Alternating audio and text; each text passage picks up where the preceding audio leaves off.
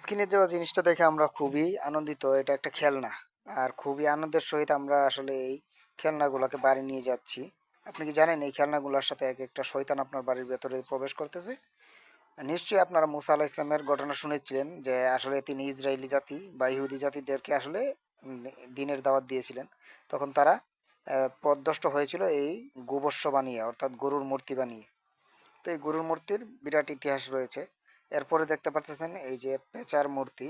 তো এই পেঁচার মূর্তি মূলত কিন্তু এটা আসলে আমাদেরকে মেলায় বিভিন্ন জায়গায় পহেলা বৈশাখী ইউজ করতে আমরা দেখি। তো এইটা কিন্তু আমাদের সংস্কৃতি ছিল না, বাঙালির সংস্কৃতি। এটা মূলত হিন্দুদের, হিন্দু আর ইহুদিদের।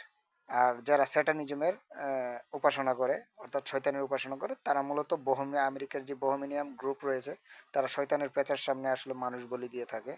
যেরকম জ্যান্ত মানুষ নিয়ে তাকে বলি দেয় শয়তানকে খুশি করানোর জন্য।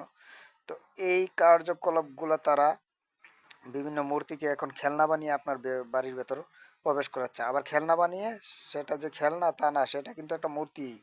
আমরা কিন্তু খেলনা ভেবে নিয়ে যাচ্ছি। তো আমাদের মাইন্ডসেটটা ওইরকম করে ফেলেছে।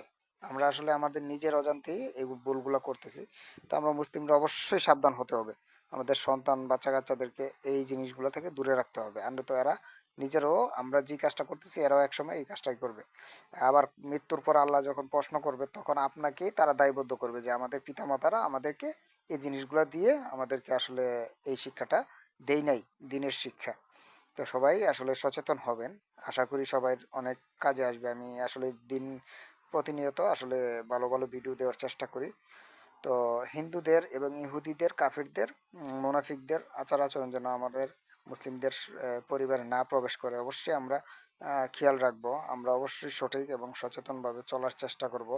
তো নিশ্চয়ই আপনারা আসলে আপনাদের ছেলে মেয়েদেরকে সঠিক জিনিসটা দেওয়ার চেষ্টা করবেন। আর যারা নতুন আমার ফেসবুক থেকে দেখলে আমাকে অবশ্যই ফলো দেবেন। আর যারা ইউটিউব থেকে দেখতেছেন অবশ্যই আমাকে সাবস্ক্রাইব করবেন।